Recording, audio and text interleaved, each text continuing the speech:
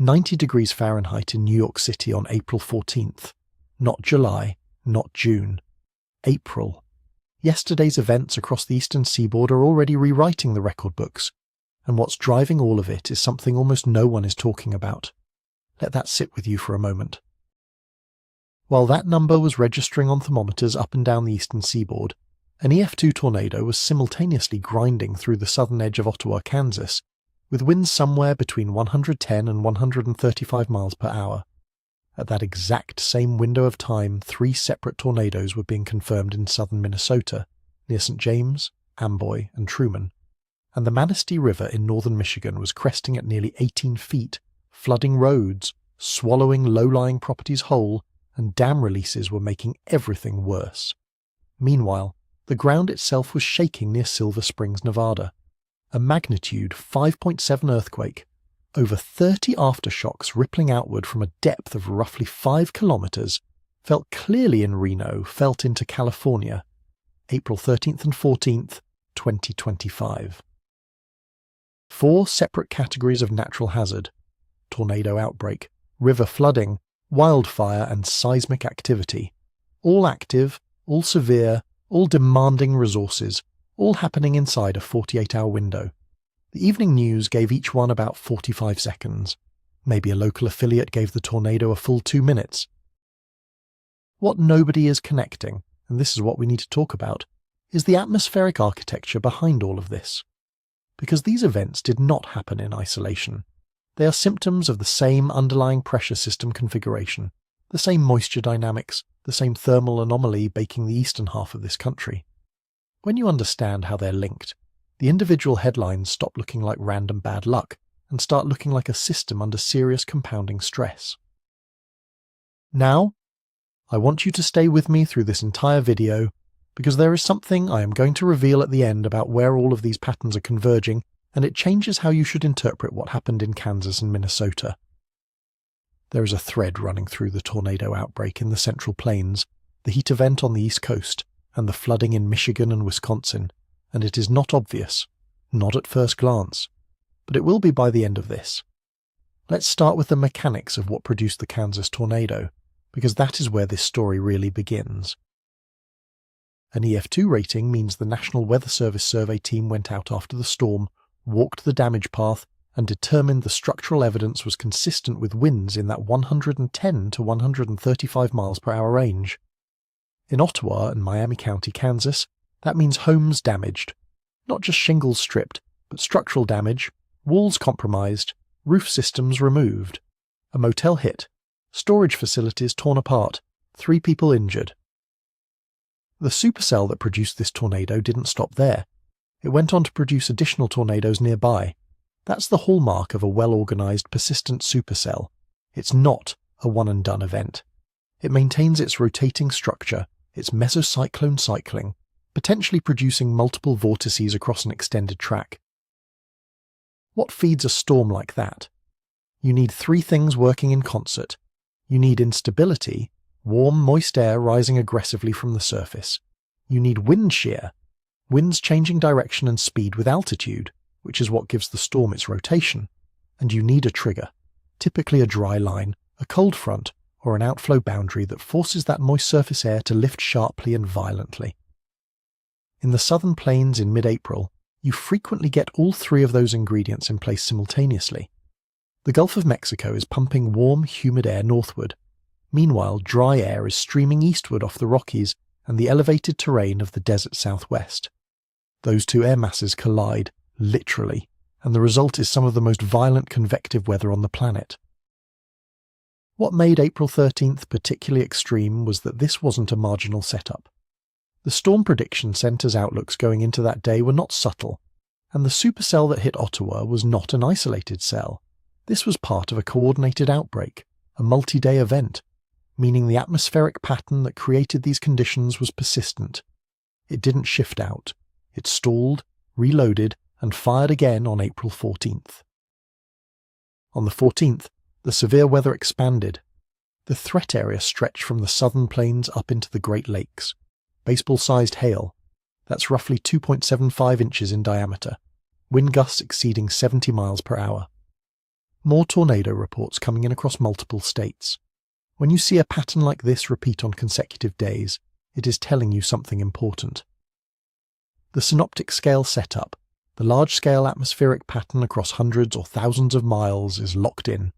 The storm track is repeating. The ingredients are being replenished and reserved to the same geographical corridor.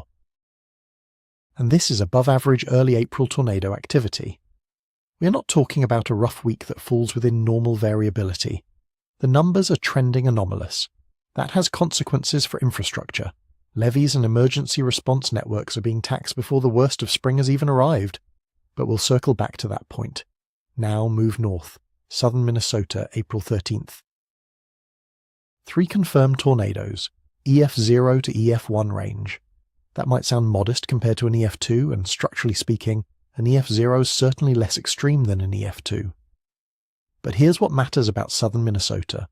This is the first significant severe weather of the season in the upper Midwest, first major event, and it came with hail up to 3.5 inches. That is large. That is beyond baseball size in some reports. That is grapefruit adjacent, and wind gusts exceeding 60 miles per hour across the region.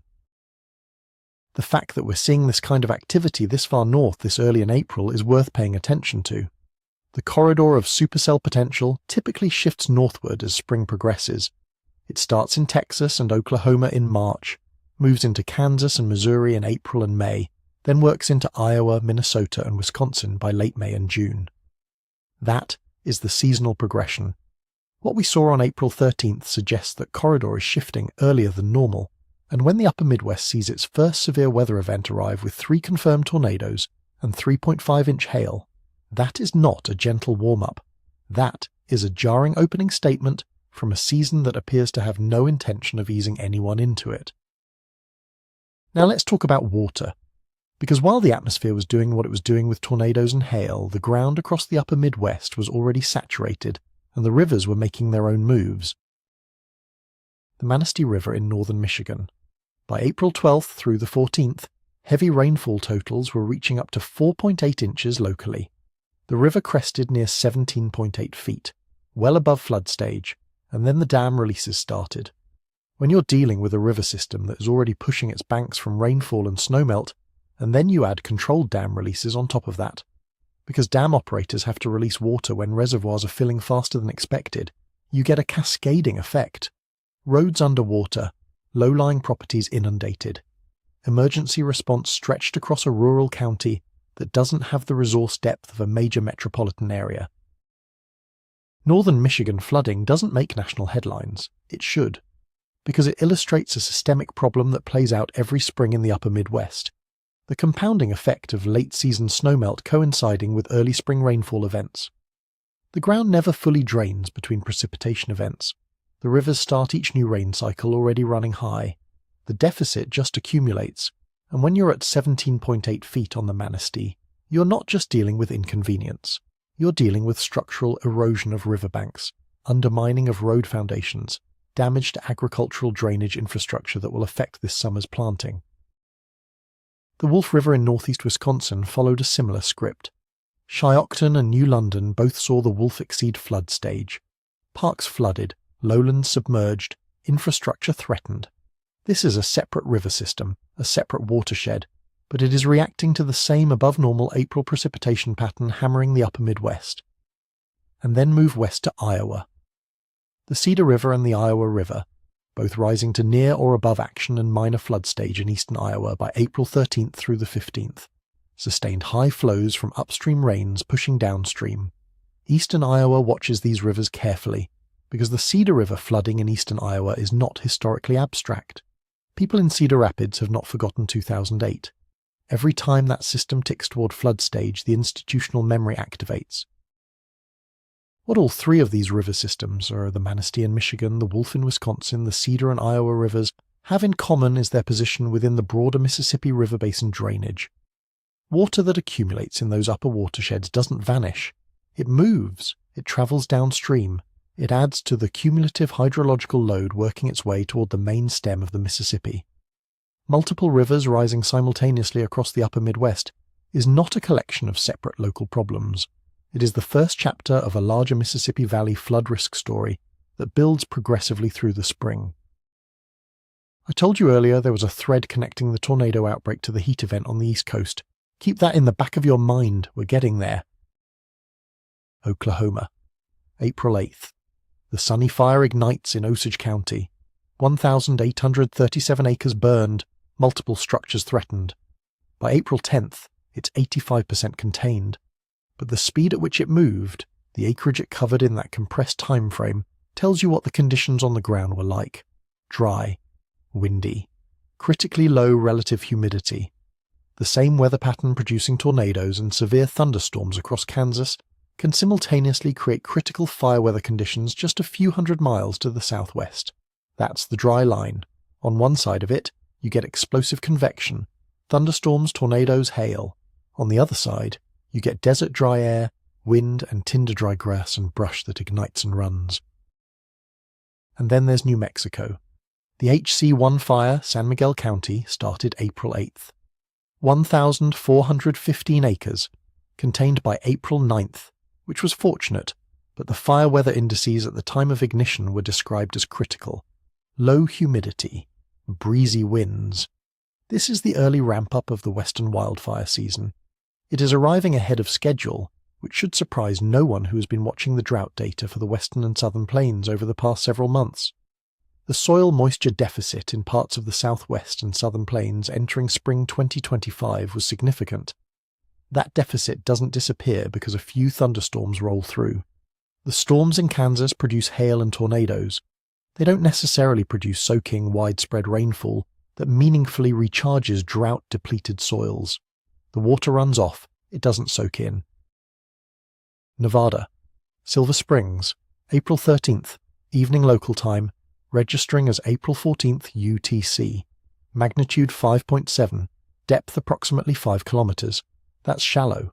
Shallow earthquakes are generally more damaging at the surface than deep ones, because the seismic energy hasn't had as much distance to attenuate before it reaches the ground level where you're standing. Over 30 aftershocks followed, with the largest reaching magnitude 3.6. It was felt widely across the Reno area and into California. The Silver Springs area sits within a broader zone of seismic activity in the Basin and Range province, a region where the Earth's crust is literally being stretched apart, creating a landscape of fault-bounded basins and ranges. This is not a quiet geological neighborhood, but a magnitude 5.7 is the strongest recent quake in this region, and the 30-plus aftershock sequence is a reminder that seismic sequences are not predictable. A 5.7 can be the main shock, the largest event in a sequence, or it can be a foreshock to something larger. You don't know which one it is while it's happening. That uncertainty is its own kind of stress for the communities and infrastructure in the affected area. Light damage was reported. The region got relatively fortunate on outcomes, but the underlying geological reality doesn't change based on outcome. The fault systems in western Nevada are loaded. They move when they move, and now, the East Coast heat, and now we close the loop. 90 degrees in Washington, D.C., near or breaking April records in Philadelphia and New York. Widespread temperatures in the 80s across the Northeast on April 14th and 15th. This follows what was reported as the hottest March on record at the national level. Back to back. Hottest March, and then an April that is already shattering daily temperature records on its 14th day. Here is the connection I've been holding back. The heat baking the East Coast and the tornado outbreak across the Central Plains are produced by the same large-scale atmospheric pattern. A strong ridge of high pressure, a heat dome, essentially, is locked over the eastern United States. That ridge is forcing the jet stream northward on the eastern side. But on the western flank of that ridge, you get a trough, a dip in the jet stream, over the central part of the country. And it is that trough, that dip in the jet stream, that is providing the wind shear and the lifting mechanism that is fueling the supercell thunderstorms and tornado outbreaks across Kansas, Missouri, and Minnesota. The heat isn't separate from the tornadoes. The heat is part of the same atmospheric configuration that is creating the tornadoes. The ridge builds over the east, the trough deepens over the plains, and the weather on both sides of that pattern intensifies. The east gets record warmth, the plains get record convective violence.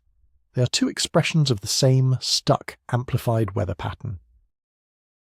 And that ridge is also, not coincidentally, dragging Gulf of Mexico moisture northward at an unusually early date, which is why southern Minnesota is seeing its first significant severe weather event of the season with 3.5-inch hail, and why the upper Midwest rivers are swelling. The atmospheric moisture transport is running in overdrive. This is the systemic pattern, not isolated weather events, not a rough week in Kansas, and a separate rough week in Michigan, and a separate heat wave on the East Coast. One atmospheric configuration, producing simultaneous multi-category hazards across a geographic footprint that spans essentially the entire eastern half of the United States. Now consider the cumulative infrastructure stress that creates. Emergency management resources in the Central Plains are responding to tornado damage. Search and rescue, shelter operations, utility restoration. Those same states may be asked to respond to the next outbreak cycle within 48 to 72 hours as the pattern reloads. Upper Midwest counties are managing river flooding and road closures with emergency crews that are simultaneously dealing with debris from the same storm system that dropped the tornadoes. Agricultural operations across Kansas, Iowa, and Minnesota are watching early season planting windows get complicated by saturated fields, damaged grain storage, and access roads washed out. The insurance and rebuilding pipeline, adjusters, contractors, material supply chains, starts getting backed up when you have multi-state, multi-day, multi-event sequences rather than clean, singular incidents. And through all of this, the East Coast bakes in April temperatures that belong to late June. People who shouldn't be running air conditioning yet are running it. Power demand spikes. Grid operators in the mid-Atlantic manage unexpected load. Elderly populations face heat stress in buildings not yet set up for summer cooling. And the media cycle, moving at its usual speed, gives each individual event its brief moment of attention before moving on to the next one. Nobody draws the map that connects all of it. That map exists, you just watched it.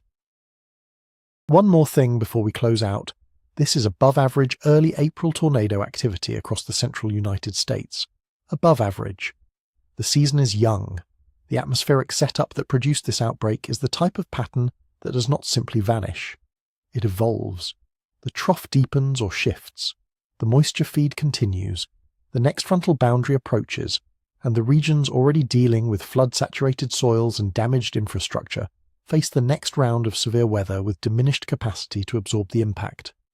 That is how seasonal events become compounding disruptions, not from one unprecedented anomaly, but from repeated overlapping events that each erode the margin a little further.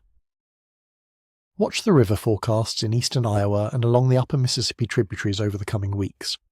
Watch whether the tornado activity continues to trend above average as we move deeper into April and into May. Watch the drought indices in the southern plains of New Mexico, where the wildfire fuel load is building quietly, while everyone's attention is on flooding to the north and tornadoes to the east. And watch whether that heat ridge on the east coast breaks down and shifts west, because when it does, it changes the energy balance across the entire pattern. These are the things worth tracking, not the headline, the pattern behind the headline. If this kind of analysis is what you're looking for, the mechanics, the connections, the bigger picture that gets left out of the 90-second broadcast segment, then subscribe to this channel. That's how you keep up with this. That's how you stay ahead of it rather than reacting to it after the fact. And I'll leave you with this question. Given everything we just covered, the tornado outbreak, the flooding, the fires, the heat, the quake, all simultaneous, all within 48 hours, what does that tell you about the state of our national preparedness and emergency infrastructure? Not any single agency's response, the overall system. Leave your answer in the comments, I read them, and I want to know what you think you're not being told. Stay sharp.